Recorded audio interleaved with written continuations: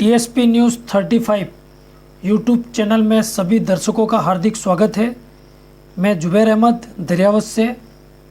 आज की खास खबर यह है कि राणा पुंजा राजकीय जनजाति बालक छात्रावास जो कि पारसोला में स्थित है, यहाँ पर वार्डन की लापरवाही को लेकर प्रतापगढ़ जिला कलेक्टर ने उसे सस्पेंड किया है। वहीं सोशल मीडिया पर वार्डन द्वारा बच्चे की मारपीट का वीडियो वायरल हो रहा है।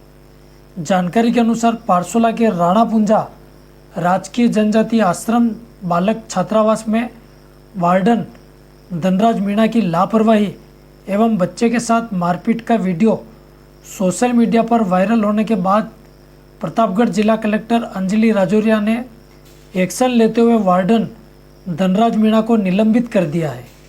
वहीं सूचना मिलने पर क्षेत्रीय विधायक थावरचंद डामोर ने भी बच्चों के समर्थन में एक्शन मोड में दिखाई दिए हैं। जानकारी के अनुसार कक्षा 7 के छात्र दिनेश मीणा निवासी मांडवी के साथ वार्डन द्वारा मारपीट करने का वीडियो बीती रात से सोशल मीडिया पर वायरल होने से टीएडी विभाग सहित जिला प्रशासन में हड़कंप मच गया है। वीडियो देखने के बाद दरियावत विधायक थावरचंद डामोर सहित भारत आदिवासी पार्टी के कार्यकर्ताओं ने आज हॉस्टल का निरीक्षण किया है। हॉस्टल में छात्रों से बातचीत की तो छात्रों ने वार्डन की लापरवाही उजागर करते हुए बताया कि न तो हमें समय पर खाना मिलता है, ना ही नहाने एवं धोने के लिए तेल एवं साबुन मिलता है। वार्डन द्वारा हमसे जबरन खाना बनाने एवं साफ सफाई करवाई जाती है। काम करने से मना करने पर वो मारपीट करता है। साथ ही हॉस्टल के अलावा उनका निजी घर का काम भी करवाता है। हॉस्टल में कुल 75 बच्चों का नामांकन है, लेकिन वार्डन द्वारा परेशान करने से आसपास बच्चे स्कूल से सीधे घर चले जाते हैं। बताया कि हम आसपास गांव के होने से कुछ बच्चे हॉस्टल में ही रहते हैं। रसोइया बहादुर मीणा ने बताया कि वार्डन कम सामग्री देता है, जिससे खाना बनाने में परेशानी होती है। रोजाना मेनू के अनुसार न भोजन बनकर दाल एवं भिंडी ही बनाते हैं। खाना बनाने के लिए 4-5 बच्चों को भेजता है ताकि मैं अन्य काम कर सकूं। वाचनालय कक्ष के बाहर पशु चारा भी भरा हुआ है। पानी की टंकियां टूटी फूटी है। टंकी पर ढक्कन नहीं है। शौचालय के दरवाजे भी नहीं है। स्टोर रूम के ताले लगे हुए हैं, जिसे तोड़वा कर आज जाँच की गई है। कई अनियमितताओं को लेकर विधायक एवं कलेक्टर इस दौरान नाराज दिखाई दिए हैं। इस दौरान पारसोला थानाधिकारी शंभू सिंह जाला, दरियावत तहसीलदार दीपिका कटारा सहित अधिकारी एवं कर्मचारी मौके पर मिले हैं। और इस पर क्या कार्रवाई की जा रही है? आज राणा पुंजा हॉस्टल जो पारसोला में स्थित है, बॉयज़ हॉस्टल, उसका विजिट किया गया। और आज सुबह मेरे पास एमएलए साहब का भी कॉल आया था। उनकी शिकायत के अनुसार बच्चों के साथ दुर्व्यवहार किया जा रहा था। बच्चों से घरेलू काम कराए जा रहे थे, खाना बनवाया जा रहा था। तो उसी शिकायत के आधार पर पहले मैंने वार्डन को सस्पेंड किया। बच्चे की खुद की स्टेटमेंट ली, पेरेंट की स्टेटमेंट भी ली और एफआईआर दर्ज करवा दी जा चुकी है संबंधित वार्डन के खिलाफ। उसे सस्पेंड भी किया जा चुका है। और यहाँ पर भी विज़िट किया। यहाँ पर कई अनियमितताएँ हैं और उनको हम ठीक करने के लिए किसी अच्छे वार्डन को एडिशनल चार्ज देंगे और संबंधित विभाग के अधिकारियों को भी हमने बताया। बच्चों को जो असुविधा हुई वो 3 साल से हो रही है। समय समय पर इसकी चेकिंग भी होती है। हाँ, समय समय पर इसकी चेकिंग भी होती है। और मैंने बच्चों से भी पूछा कि उन्होंने अपने पेरेंट्स को नहीं बताया, कोई ऑफिसर्स को नहीं बताया जो विज़िट करने आते हों, कोई लोकल लोगों को नहीं बताया। तो उनका यही कहना था कि हम थोड़ा भयभीत इस थे। पर जिला स्तरीय अधिकारी की लापरवाही मानते हैं आप? नहीं, जिला स्तरीय अधिकारी यहाँ पर आए थे। जिला स्तरीय नहीं, एसडीएम रैंक के अधिकारी, जिनको मैंने एक्चुअली हॉस्टल्स में सभी में अडॉप्टर्स लगाए हैं और अडॉप्टर्स को निर्देश भी दिए थे कि वो विज़िट करें। आपके एसडीएम साहब जो अभी नए लगे हैं, उन्होंने विज़िट भी किया था। उस समय बच्चे स्कूल में गए हुए थे, बच्चों से बात नहीं हो पाई, परंतु यहाँ की अनियमितताओं को देखकर उन्होंने वार्डन को निर्देश भी दिए थे। परंतु ये चीज़ ना तो बच्चों ने कभी सामने लाए कि उनके साथ कोई भी दुर्व्यवहार हो रहा है या घर का कोई या हॉस्टल का कोई ऐसा काम कराया जा रहा है। ये चीज़ बच्चों के द्वारा सामने नहीं लाई गई। उसमें बच्चों का और जो खाना बनाने वाले हैं उनका भी यही पक्ष है कि हम भयभीत थे, इसलिए हम ये चीज़ कभी भी किसी अधिकारी को बता नहीं पाए। परंतु मैंने इनसे यही कहा है कि आगे से बच्चे हर चीज़ हमें बताएं और कहीं भी कोई इस तरह की शिकायत है तो हम त्वरित कार्रवाई करेंगे। मैम, इस तरह की इस ट्राइबल बेल्ट के अंदर करीब करीब छात्रावासों में से होती है। हाँ, मैं छात्रावासों के अधीक्षकों के खिलाफ पहले भी, आपको तो पता ही है, मैंने कार्रवाई की है।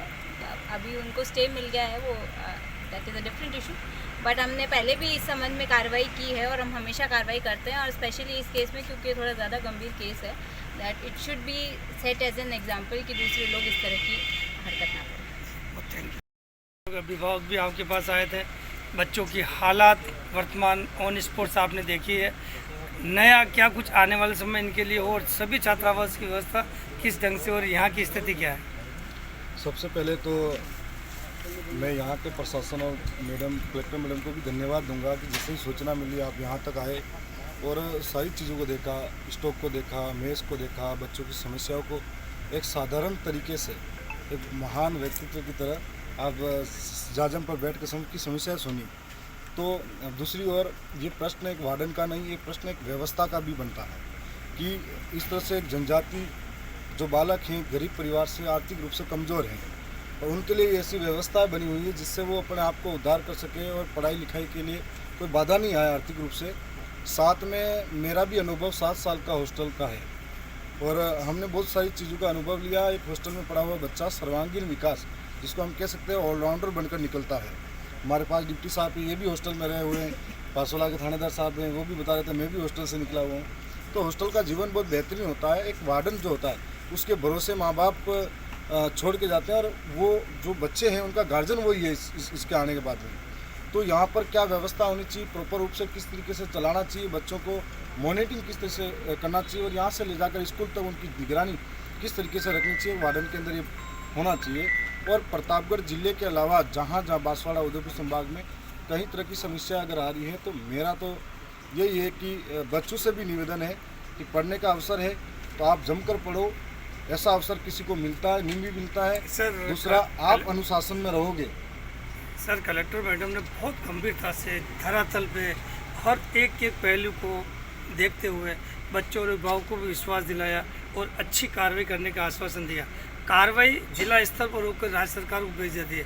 क्या वहां जाकर ऊपर स्तर पर कार्रवाई को सही दिशा नहीं देने पर आप वहां विधानसभा या वहां संबंधित सरकार, संबंधित मंत्री से क्या अपेक्षा रखते हैं? अभी तक तो तुरंत कार्रवाई हुई है, उसमें सस्पेंड भी हुआ है और 16 सीसी का नोटिस देने की भी बात कही गई है।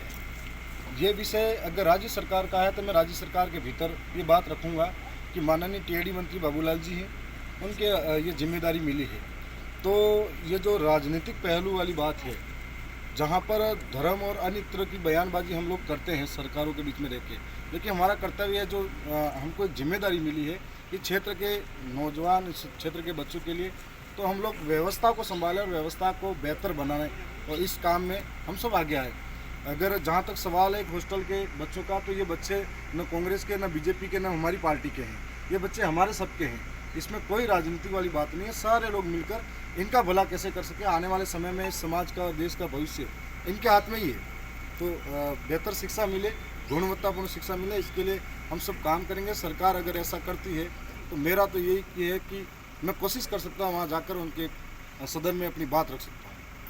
Thank you. छात्रों, हमारे हॉस्टल में छोटे छोटे बच्चों को खाना बनवाया दिया जाता है और अगर बच्चे वहाँ पर नहीं जाते हैं तो उनको मारपीट की जाती है उनके साथ। और मैंने एक बार सर के सामने भी खेल सामग्री की बात की थी।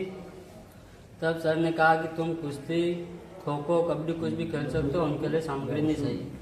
और हमारे हॉस्टल में यहाँ पे ऊपर की टंकी दोनों फटी हुई है और सुबह का पानी, जैसे बच्चे बाहर नहाने लग जाते हैं, अभी मौसम भी सर्दी का चल रहा है, इस कारण बच्चे अधिकतर तो लेट ही नहाते हैं। और सुबह नाश्ते में तो ये अधिकतर दाल ज़्यादा दी जाती है।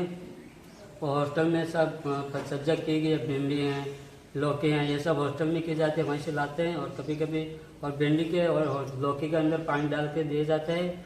और अब तो मैं छुट्टी का 17 हमारे को रोटी करने ले जाते, हमारे को नहीं करने आते तो मारते। रोज ले जाते हैं खाना बनाने के लिए कि कभी कभी? कभी कभी